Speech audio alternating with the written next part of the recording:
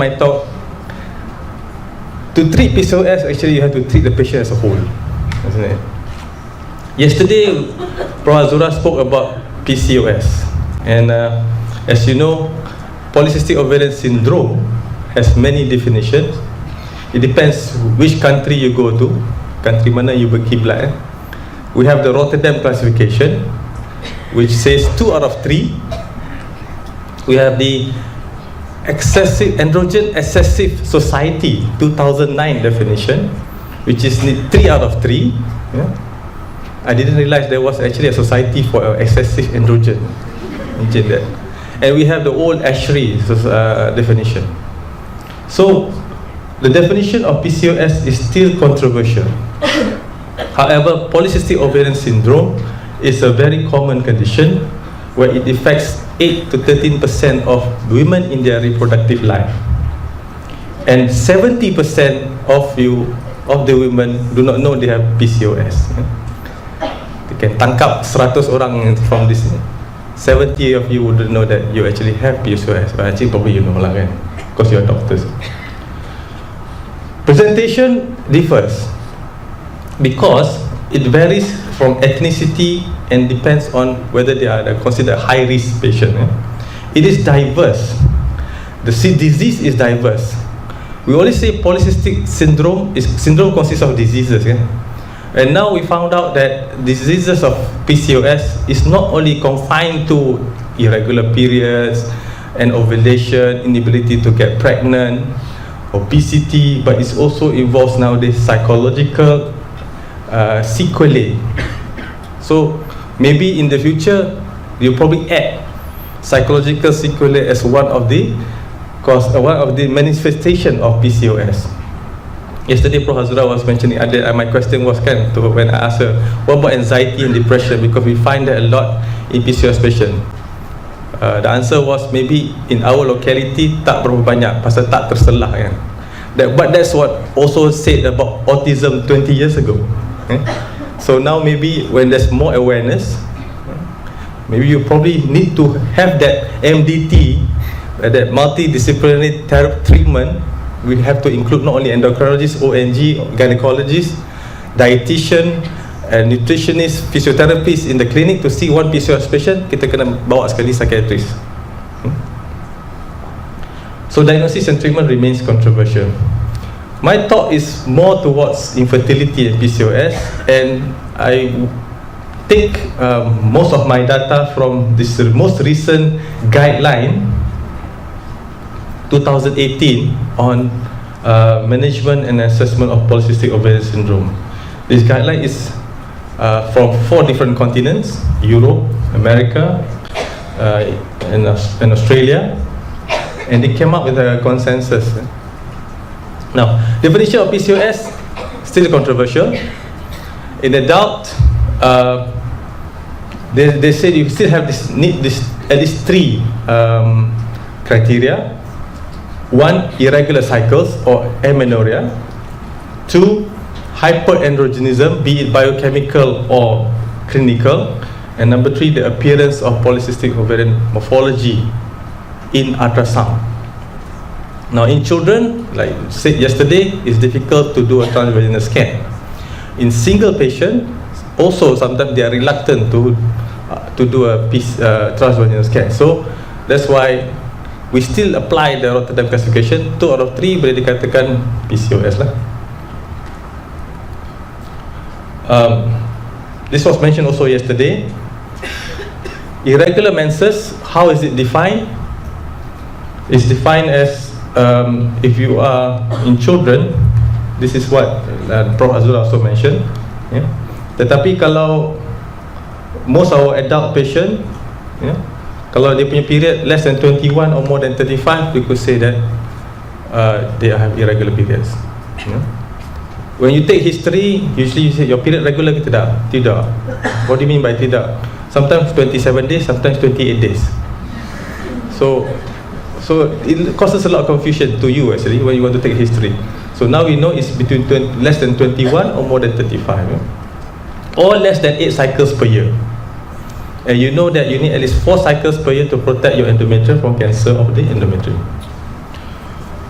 it has ovulatory dysfunction, okay, and you can still have irregular menses even though your ovum do not produce from the ovary. So how to confirm that whether a patient is ovulating? You can do your progesterone test, but the best is still ultrasound to know whether the patient is ovulating or not, and to track. Hyperandrogenism, either biochemical or clinical. Biochemical hyperandrogenism is useful if the hirsutism is unclear. Tetapi kalau rata-rata nampak berbulu macam tu kan, of course lah kan, you know that this is clinically hyperandrogenism. If she's on OCP, at least need to stop 3 to 6 months before you can assess whether she really has hirsutism. Okay. Mentioned also yesterday by Prof. Azura, now we don't take ELISA, free testosterone calculated by free testosterone, free androgen index should be calculated by mass spectrometry or chromatography immunoassay, lebih tepat. DHEAS only if total or free testosterone are not elevated, also mentioned yesterday. And know your lab range. Different lab have different range, so know your lab range before you send and say whether this patient is hyperandrogenism. If it's really high, you must also rule out other causes of androgen adrenal gland tumor. Clinical hyperandrogenism, take a complete history, and we base on this modified Ferriman-Galway scoring. But this scoring differ from races. So, like mentioned yesterday, Caucasian maybe have milder hirsutism compared to darker skin patient like African American or the Indian subcontinent. Chinese may have more fine hairs as compared to the Malays, for instance. Kadazan Dusun different from Iban, for instance. So actually sama juga dengan Chinese juga. So these are the things you have to take into consideration when you label somebody to have hirsutism. One thing that the adults have that the children do not have is alopecia. So imagine the patient is having alopecia and very hairy. What does that reflect on her body image? Ultrasound, as mentioned before, TVS is preferred only if it's acceptable to the patient and if she is sexually active. Some patients may not be sexually active, but if it's okay for the patient to have TVS, you have to have consent from the patient. But most of them will be reluctant. Should not use ultrasound diagnosis of PCOS in those who are lesser than 8 years old, because like mentioned yesterday, this patient do have polycystic ovaries in appearance when they do ultrasound scan. So you can either scan both ovaries or one ovary. Kalau satu ovary dah ada nampak polycystic, tak payah nak cari for the other one. It's not compulsory now to have, mesti kena dua-dua. Satu cukup. Nampak a PCOM appearance tu. A follicular size of 20, more than 20, and ovarian volume more than 10.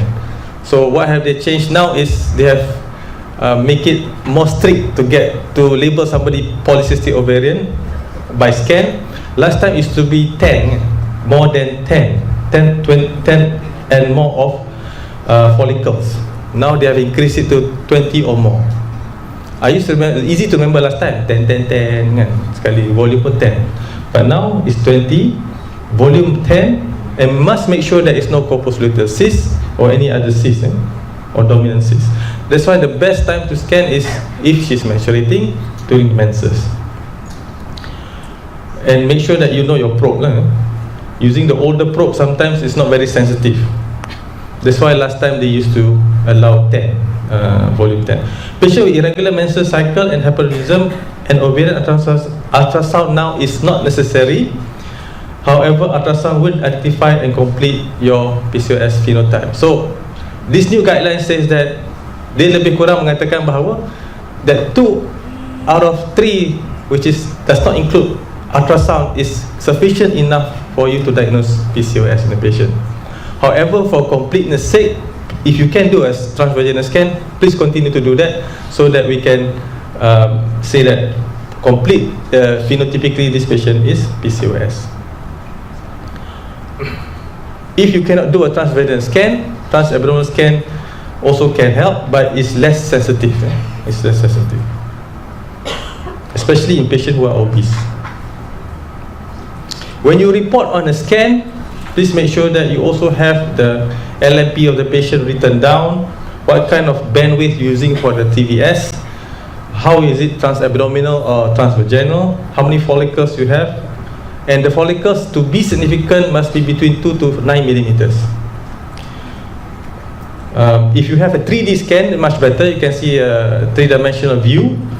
And also, please don't forget on the endometrium lining when you report a scan, because as you know, PCOS can be associated with endometrial hyperplasia and endometrial cancer.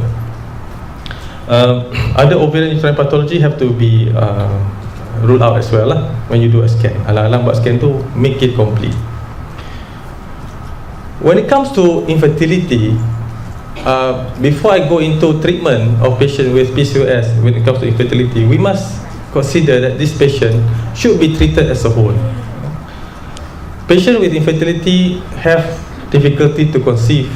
This difficulty to conceive can cause stress. This stress can cause more anovulation. If a patient has PCOS, it causes worse anovulation to her. So we must evaluate the patient as a whole. So quality of life, we must take also depression and anxiety of the patient, because like mentioned yesterday, there's high prevalence of moderate to severe anxiety and depression among adults with PCOS, more so in young girls.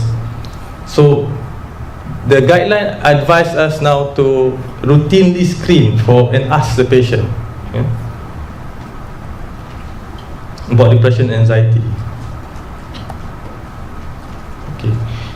Sometimes they need pharmacological treatment for depression and anxiety. You must consider this if you want to put the patient on treatment for fertility, because it does affect their body image. Imagine a patient who are PCOS, some of them have already onset diabetes, hirsutism, and also acne will be worse. So this does have an impact on the body image of the patient, and in turn also have effect on the fertility of the patient. So what are the factors of PCOS and infertility and how to treat them? Assessment of factors that may affect fertility. You must screen the patient not only for depression and anxiety, but also for the blood glucose, measure the weight, the blood pressure, because they're associated with hypertension. Make sure they don't smoke or drink, whether they are on active lifestyle or not, what kind of diet that they're taking, any mental emotional problems, and also sexual problems. Some people, 88% of PCOS are obese. That's the latest data, 88%. I used to thought it was 30%, but now it's 88%. So these patients have sometimes difficulty to have sexual intercourse with the partner, with the husband. If they do get pregnant, we have to monitor the pregnancy, because they are more prone to have miscarriages and also diabetes during pregnancy and hypertension. If an ovulation alone with normal semen analysis, the risk, benefit and cost and timing of whether to check the tubes must be considered. People ask whether we should do a HSG or tubal patency test to this kind of patient.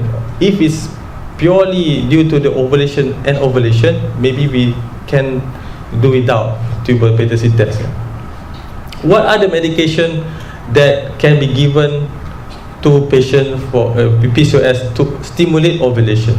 There are only 3 that you have to remember: letrozole, metformin, or clomiphene citrate. But mind you, all 3 are off-label. It's not meant for that. But we give to patient with this problem. You need to inform the woman that there are evidence to show that one do benefit between the other. But before you give the patient, of course, exclude pregnancy. This patient have amenorrhea. The first, you must also remember that the commonest cause of secondary amenorrhea is pregnancy. So you must rule out before you give. If unsuccessful, prolonged use of ovulation induction agent needs to be avoided because it doesn't work. So now letrozole or Femara is an aromatase inhibitor. Now the guidelines say it's the first line pharmacological treatment for ovulation induction in an ovarian infertility patient. And because why? There are many studies now, and the latest is the largest RCT published in the New England Journal of Medicine 2014, saying that it improved on ovulation, pregnancy and live birth berbanding dengan clomid versus clomid. And there was a latest meta-analysis published this year, 2018, to show that letrozole is more superior than clomiphene when it compares to ovulation, pregnancy, and the final outcome is live birth, and lesser miscarriage compared to other drugs. When it is not available or can't be used, or the problem is always cost with us, then she can be offered other ovulation induction agents. Okay, the risk of multiple pregnancies with letrozole is much lesser than clomid. So letrozole in PCOS patient has its advantages of Femara, aromatase inhibitors. Second, this is the commonest drug that we give now in the government or in the GP, clomiphene citrate. Can clomiphene citrate be used alone? Yes. It's been used for many years. It has its benefits, but if you compare to letrozole is much better. Can metformin be given? Metformin is a insulin synthesizer. They say that patient PCOS, they are insulin resistant. It is said that the metformin can cause decrease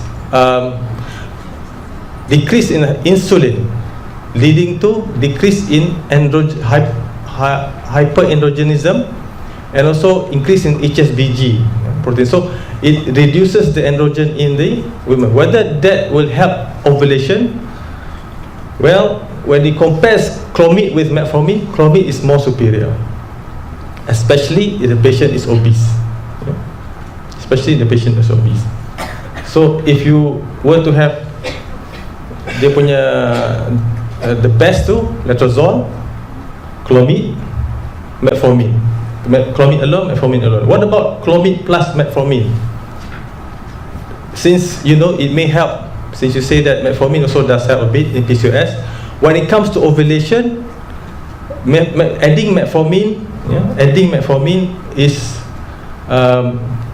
can be added, especially in obese patient. It may help.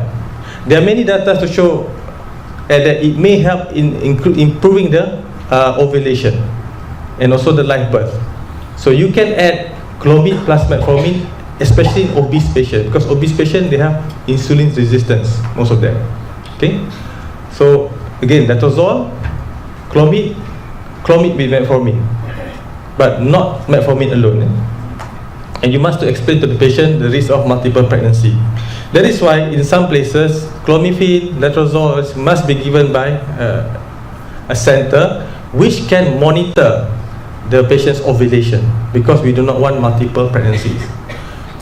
That is also why the NICE guideline in the UK say that it cannot be given by a general practitioner who cannot monitor the ovulation, because there is an high incidence of multiple pregnancy. But in Malaysia, I don't know, we've been giving clomid. So far in our hospital itself, the incidence of multiple pregnancy with clomid is probably less than 5%. Either it's because we are not as we are so-called more clomid resistant compared to the Caucasian, or our clomid semua dah masuk angin. I'm not sure which is one. Because clomid is an anti-estrogen, isn't it? So it causes thinning of the endometrium. Letrozole doesn't. That's why letrozole has a higher affinity, better than clomiphene. And I find that sometimes the clomiphene yang generic though, as opposed to the one by Serono, which they don't produce anymore, the thinning of the endometrium are worse. There are two isomers in clomid, alpha and beta. One has more affinity towards the endometrium, which we do not want. somehow I see that the one that we get from Thailand tu thinner, so pregnancy pun tak ada. So I'm trying to use letrozole now. Tapi when I try to use letrozole, the oncologist bising because not our budget. What about gonadotropin? It can be said that it can be given as second line. Gonadotropin ni macam your FSH injection lah. Your is in the market banyak apa ni? Your Purigon, Gonad F and all that. FSH. It can be given as second line who failed the first line oral ovulation induction. But it can be first line treatment if you have transvaginal scan and after you counsel the patient that there's a risk of multiple pregnancies. The risk of multiple pregnancies in injections are more compared to oral. And gonadotropin is more superior compared to oral, be it clomid or clomid plus metformin when it comes to clomid resistance patient. Okay. Last time remember when we used to learn in medical school, kalau clomid resistant ni we do laparoscopic ovarian drilling kan. But if you do have FSH injection, gonadotropin injection, better to go for FSH injection rather than subject the patient for LOD, laparoscopic ovarian drilling. What about gonadotropin plus metformin? Gonadotropin plus metformin has been shown to be much better as opposed to gonadotropin alone when it comes to end ovulation and clomid resistant patient. And this is something new that probably you can take home with. It increases the ovulation, pregnancy and live birth rates. So you probably can add metformin when you give the FSH. This I mentioned again. The data show that comparing FSH injection, gonadotropin with laparoscopic ovarian drilling for clomid resistant patient, the effect is the same.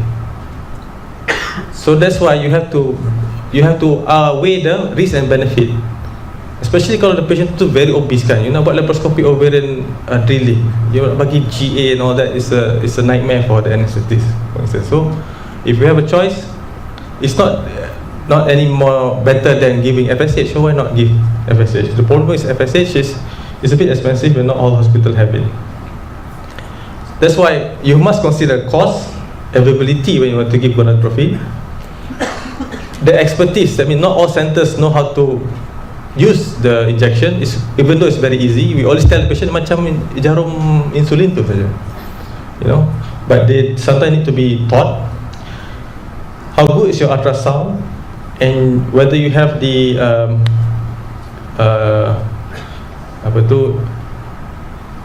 ability to scan and track the patient, the ovulation tracking. And if you are worried of the dose, they said that you can go what they call step up dose. That means you start very low dose this kind of patient. So 50 unit of FSH is considered acceptable. As a matter of fact, some centers start off with a lower than that, 11.25. So you cannot do this with oral. Yeah? And sometimes the fixed yang injection tu they come in 50, 150. You cannot do that also. You have to give, no choice, you have to give the pen, because the pen can actually bring down as low as 11.25 in certain pens or 37.5 in certain pens. The advice, do not trigger injection. That means kalau you give FSH, the follicles are growing. If you have more than 3 dominant follicles, don't give HCG to trigger and let the eggs release itself, because you run a risk of multiple pregnancy. Tapi sometimes I tutup sebelah mata, bagi je. Don't tell my boss, which is me. Cancel if there is more than that because you want to avoid multiple pregnancy. Mobile anti-obesity agents is still experimental, yeah, when it comes to PCOS and infertility, but it may improve. Okay, I got 5 more minutes. And laparoscopic surgery, second line therapy again in clomid resistance But like I said, if you are rich, hospital like Hospital Sabah Wanita dan Kanak-Kanak, you have a lot of FSH, please give FSH rather than this. Bariatric surgery, I think the surgeon will talk more about this. When it comes to infertility, you have to consider also that this kind of patient cannot be pregnant after the surgery at least 12 months. Lepas tu you have to look at dia punya age pula, kan? Kalau dia terlalu, let's say 39, 40, and then you have to wait for another one year, because they will have rapid weight loss, you know, sometimes. And this rapid weight loss is detrimental to the pregnancy.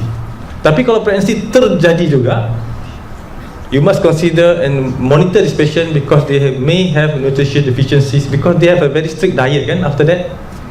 And you have to monitor the fetal growth, takut dia ada small fetal.